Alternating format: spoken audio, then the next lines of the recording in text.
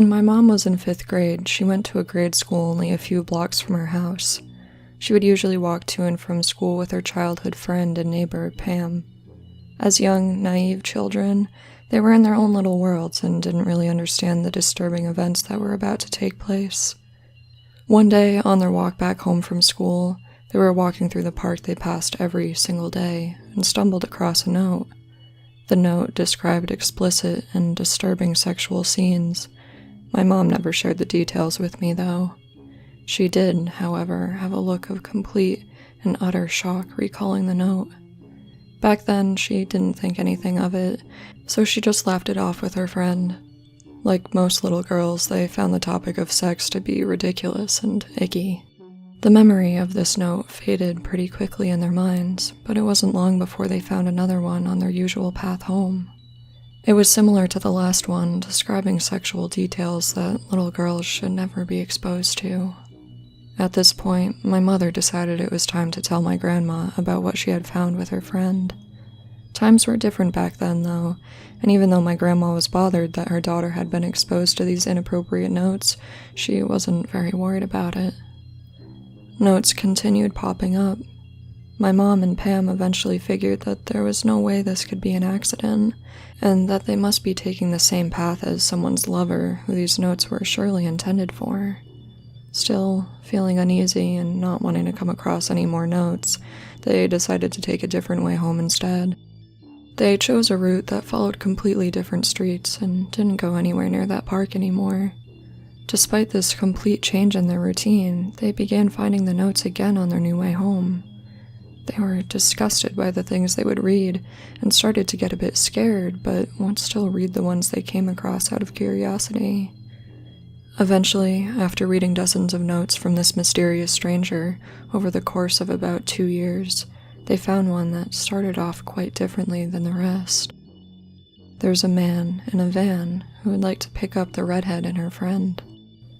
Reading this, and knowing that this was a reference to her own ginger hair, my mother was instantly terrified. She realized that these notes had actually been intended for her and Pam. The contents of this last note expressed a man's desire to abduct them both, and revealed that all of the notes over the last couple years had been planted for them to find. Perhaps the most disturbing part was the fact that he would always know the times they would be coming home, as well as the exact routes they would take. He knew their routines well enough to strategically put these notes where only they would find them, and he knew when to switch the locations when they began taking other paths home. Despite all of these targeted notes, my mother never so much as noticed a suspicious van or figure during their walk home, but in the back of her mind, she knew that he was somewhere, watching them, and writing out his sick fantasies for them to read. The school was informed of the events after my mom and Pam revealed the details to their parents. No police action was taken, but some boys in their class volunteered to start walking with them to make sure they got home safe. The notes never showed up again. One day when I was in 2nd or 3rd grade, we had an early dismissal from school. I remember sitting silently in class working on math problems when the class phone rang. I whispered a joke to my friend about how I hoped it was for me.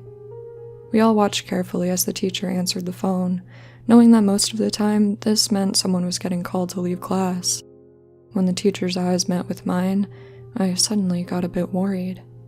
I was an anxious kid, so immediately my mind went to the thought of someone in my family dying. My teacher responded to a couple remarks on the phone, and then asked me what time I was getting off the bus that day. I thought this was a weird question. My mom knew when I would be home because she had planned ahead for our early dismissal and was going to leave work early so she could be home for me. Confused, I responded, the normal time? The teacher finished up the phone conversation and then hung up. I asked her what it had been about, and she told me that my parent just wanted to double-check what time I got off the bus. I figured my mom was just being forgetful and didn't think too much about it for the rest of the day. Later on, I got off the bus and walked home without incident. When I walked in the front door, my mom asked me about my day as she took my coat. I still remember the look on her face when I asked her why she called the school to see what time I was getting off the bus. She looked shocked and responded that she hadn't called the school at all. I told her the whole story, still not recognizing how potentially serious the situation was, and she immediately started making frantic phone calls. I knew at that point that something was wrong. I watched TV to distract myself while my mom talked on the phone. About 20 minutes later, my stepdad came home early from work. About 10 minutes after that, a state trooper pulled up. I was getting scared at that point, thinking that I was somehow in trouble.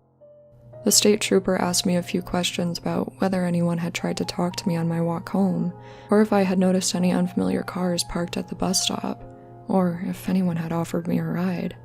We lived in a pretty nice neighborhood with mostly retired old folk, and I had never noticed anyone suspicious. Once I was done speaking with the trooper, my mom asked me to go upstairs and pack my bag since it was my dad's visitation weekend. When my dad got there to pick me up, he was questioned pretty heavily by the state trooper while I eavesdropped from upstairs. When they were done with their questions, my mom called me back down, and I left with my dad for the weekend.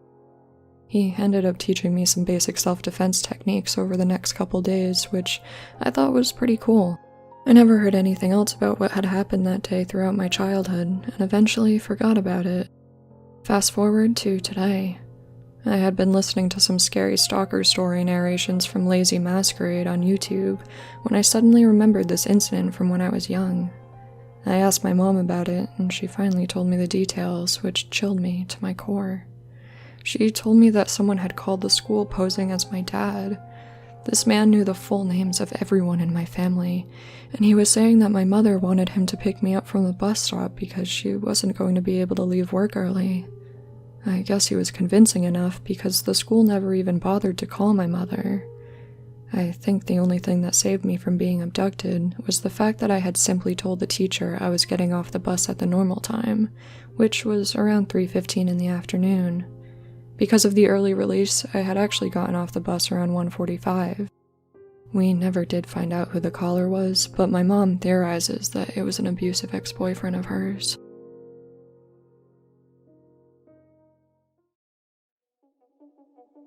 When I was in kindergarten, I met this woman named Mary. Apparently, I knew her for a while prior to my first memories of her because she helped out in my Sunday school class when I was young, but I only know that from stories my mom has told me.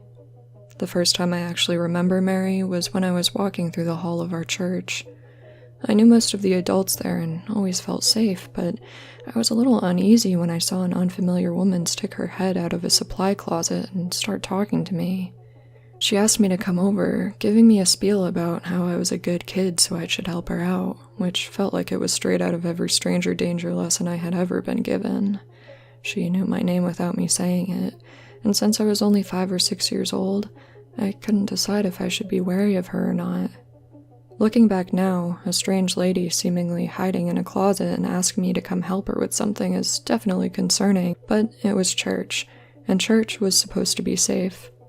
She eventually managed to coax me over to the closet, where she told me that she was trying to fill in the birthdays of the kids in my class so that the Sunday school could pass out little gifts to everyone throughout the year.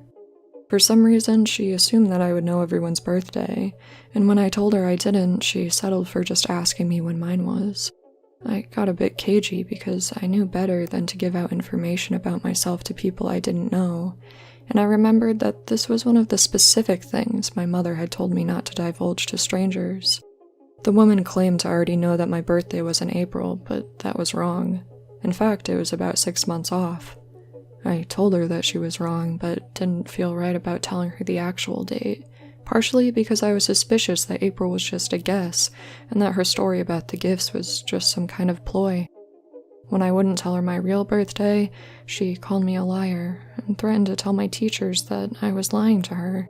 At that point, I ran out without another word to go find my mom and explained to her that there was a strange woman in the supply closet who was asking me for personal information and threatening to get me in trouble if I didn't tell her.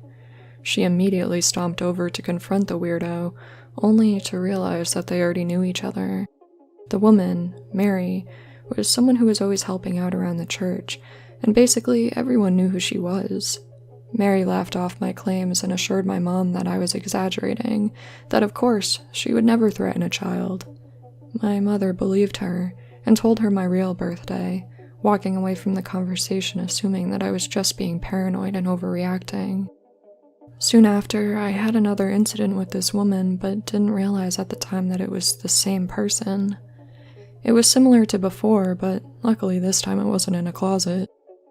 Mary came over and struck up a conversation with me, saying that she knew how much I loved to help out my teachers, and how much I would like to be able to help out even more. Being a pretty well-behaved and obedient kid, of course I said yes. She was apparently organizing some sort of teachers' conference in a cabin way out in the woods. They weren't allowed to have a lit sign at the cabin, but she was worried that a normal cardboard sign wouldn't be visible at night, so she decided that the best solution would be to take one of the little kids from church, dress them up in an angel costume, and have them stand next to the sign for hours, using a small light to direct cars to the cabin as they approached. I guess by definition, this would make it so it wasn't a continuously lit sign. This woman should have worked in sales. The way she described this suggestion, I didn't see anything wrong with it, and excitedly went to tell my mother about this fantastic opportunity I had just been given to help someone. She was much less enthused than I was, clearly seeing the flaws in Mary's strange plan. This would be outside in October, when the average temperature at night was under 55 degrees Fahrenheit. I would have to stand outside alone, freezing my butt off and getting eaten alive by mosquitoes, just to flip a light switch so that Mary could bend the rules about using an electronic sign. There wasn't going to be anyone there to make sure I was safe from wild animals or potential human predators who happened to pass by the cabin throughout the night. My mom tracked down Mary and gave her a pretty thorough overview of her criticisms. Mary replied pretty curtly, saying something like, "Well, fine, I can just get another kid to do it then," which prompted my mom to go tell the pastor what this lady was trying to do. He was a nice guy and had 3 girls of his own, so he put a stop to the whole plan immediately. I could tell Mary was upset with me after this for supposedly telling on her, but since I still didn't really know her, I didn't really care. I'm not sure exactly what she said about me, but after those 2 incidents, my teachers became a lot colder towards me, and one especially tactless woman flat out told me that she had been warned about me. I guess Mary had made good on her threat to tell everyone that I was a troublemaker and a liar after all, even though my mother had stood up for me in both situations. For any logical adult, things should have ended there, but of course they didn't. My family continued living in the area, and she continued helping out with various social functions I was involved in, so we inevitably ran into each other several more times. One of the more outrageous things she ever did was when I was around 12, and my mother had decided to enroll me in some kind of Bible school camp. Surprise, surprise, Mary was the main coordinator. This place was so screwed up. There was this sheer lack of planning that was absolutely incredible. Lunches were provided, but it was always weird stuff that felt like an afterthought, like Go-Gurt and slimy pears that were about to go bad. The kids hated everything they served us. On one occasion, we were given SpaghettiOs, which I was pretty grateful for since it was a lot better than the pears we were usually given. Come to find out, Mary had slipped gummy worms into my servings before microwaving it, and they had melted into the SpaghettiOs. Of course, I was upset, and when Mary found out that I hadn't liked her prank, she ridiculed me for not being able to take a joke and insisted that I should eat it anyway. At some point, it had been decided that the camp schedule couldn't be flexible to any degree. All age groups were expected to get at least half an hour outside every day, even though we lived in a state with extremely unpredictable, extreme weather. The counselors would drag everyone outside every single day, including when it was pouring rain out or when our breath was fogging up in our faces. They pitched one of those little event canopy tents and forced us to sit outside under it in these little plastic chairs until our half hour of outdoor play was up. They even made one girl go outside every day after her dad explicitly said not to because she had a fever. Of course, she got worse and had to be sent home. We'd even be outside on days when the temperature exceeded 100 degrees. We'd be forced to line up alongside the building and take advantage of the small amount of shade from the roof because it was too physically hot to be in the direct sunlight, and none of us had access to water or sunscreen. I know this sounds like an exaggeration, and I wish it was. 3 kids dropped from heat stroke in the same day and had to be taken to the hospital in an ambulance. The town sheriff eventually came out to sternly scold the teachers, threatening to shut down the Bible school if any other kids went to the hospital from there. Of course, at that point, they finally decided to bend their own rules and let us stay inside on certain days, as if the ill children weren't enough. I feel like it's necessary to explain the conditions of this Bible school in order to understand exactly how insane Mary was. I guess my mom didn't pick up on this back then, because one day she allowed Mary to drive me to the summer camp while she worked overtime at her job. I reluctantly joined her niece and nephews in the back of her car, and we headed out to the camp for the day. The camp was on the edge of town, mostly surrounded by unused crop fields. There were always a decent amount of cars driving around there, but there weren't many buildings close by. To the left of our camp building, there was nothing but empty fields for 2 or 3 acres. On the right side, there was a tiny farmhouse, and beyond that, a pawn shop and a gas station. The other kids and I happened to look out the car window as we passed by the pawn shop, which hadn't opened yet for the day. We saw a scraggly, bearded man walking slowly outside the shop with a rifle in his hands.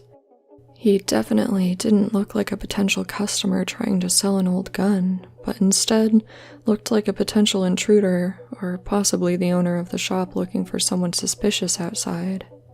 We all called out to Mary in panic to tell her about the man, but she just told us to be quiet, and even accused me of getting the other kids to lie to her about what we saw. Again, she threatened to tell all of the teachers not to listen to me because of my supposed lies.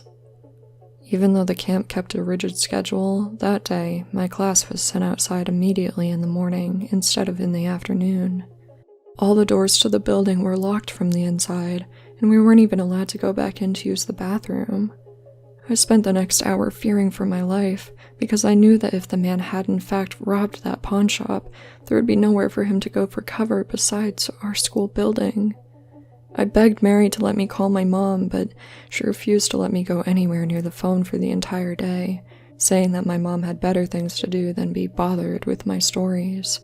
Basically, what had happened was that a coordinator of a children's summer school changed the entire schedule to force a group of kids outside just to get revenge on me for reporting a concerning, armed man outside the building.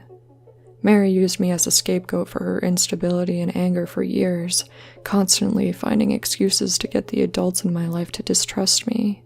It wasn't until years later, when I was finally able to explain the extent of her tirade against me, that my mother finally realized how untrustworthy and volatile this woman was.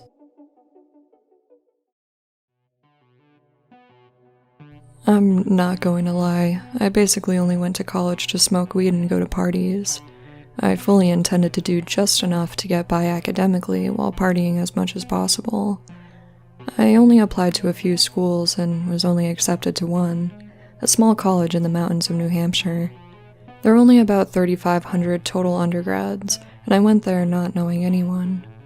I skipped the icebreaker activities and family tours on the first day and wandered down a small path behind the cafeteria to check out a stream I had noticed during the drive-in. I was lighting a joint while meandering around when I noticed another guy a little further down the stream. He was also smoking, a joint, I assumed, based on the way he was holding it. I made my way over, hoping to make my first college friend, and introduced myself. His name was Nate, and he seemed pretty cool, and he was smoking some really good bud, so I figured we could get along. He was only about 5'5" and was a little stocky.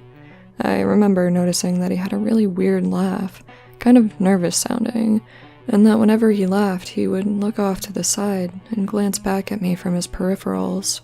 I picked up on the off-putting laugh, literally, within the first 30 seconds of introducing myself, but I figured he was just socially awkward, or maybe he had bad teeth he was embarrassed about, who knows.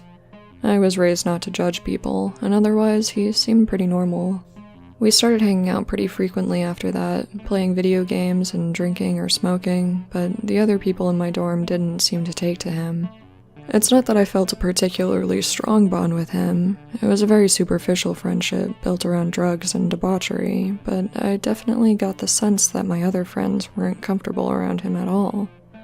Eventually, something weird happened that I've managed to put out of my mind until very recently. I can feel my heart pumping out of my chest just writing this out. One weekend, my roommate was home for a visit, and Nate's roommate had his girlfriend over, which basically implied in college terms that Nate would obviously be staying with me. We didn't even question it, it seemed like an automatic decision. We got trashed and smoked a ton, ordered pizza and played video games all night. I was pretty out of it. We were both sitting in desk chairs in my room, passing a bowl back and forth. He passed the bowl to me and leaned towards me in his chair, putting his hand over mine. In a slow, steady voice, he said casually, "I'm going to fucking kill you." Like I said, we were all sorts of fucked up, but this completely freaked me out. He had never been aggressive around me before, and even at his most intoxicated, he had never said anything creepy like this. I've never been great at handling confrontation, so I jokingly said, "No, dude, don't do that, bro," and did my best to laugh it off and continue on like normal for the night. The room was pretty small, so the beds were set up as bunks. My roommate was a big guy, so he claimed the bottom bunk to avoid having to awkwardly walk up and down the ladder throughout each night. I always slept on the top bunk, and since I'm half deaf, I would roll onto my side to block sounds from my functioning ear, and would end up sleeping pretty heavily, despite the Christmas lights strung around the bunks that we always kept on. Trying to forget about Nate's comment from earlier, I climbed into the top bunk when we were both ready to go to sleep, and said goodnight as he got comfortable in the bottom bed. At some point during the night, I woke up feeling a bit nauseous from all the drinking, and slowly opened my eyes. In the dim glow from the Christmas lights, I saw Nate there, in front of me, standing on the edge of his mattress and holding onto the railings at the side of my bed, staring directly at me while I slept. My eyes grew wide as I snapped awake and shot up in bed. "What the fuck, dude?" I said, backing up in the sheets and bumping my head on the wall behind me. He turned his head and gave me that fucking look from the corner of his eyes while he laughed. The same laugh and expression that had freaked me out on the day we first met. He was still holding on to the railings and standing on his mattress, his face lit in weird splashes of color from the string of lights. He removed one hand from the railing and slowly put a finger to his mouth, whispering, "Shh," before hopping down and leaving the room entirely. It was around 3 a.m., and I still don't know where he went for the rest of that night. I never told anyone about what had happened, and did my best to bury it and never think about it again. I avoided Nate for the rest of the year, making up excuses whenever he wanted to hang out alone. I would casually talk to him at parties, but otherwise stayed away. We never talked about it, and he never brought it up. I transferred schools the following year, not because of Nate or anything, just unrelated financial issues, but it did help me fully forget about that weird incident. That was 15 years ago. I'm 33 now, and recently got a call from my old roommate from that school in New Hampshire, who had remembered my conveniently repetitive phone number. I had made a song out of it in college that was really easy to remember, and had never gotten a new number. "Man, remember that guy Nate you used to hang out with in the dorms? He killed his 2 friends with a hunting knife and fishing line on a camping trip a year ago. He said he was too fucked up to control himself. He was mixing his meds with booze and drugs, and they said he just lost it." The thing that still messes with me is wondering if he told them he was going to kill them, and if the last thing that they saw was that fucking sideways smile that I saw when I woke up that night.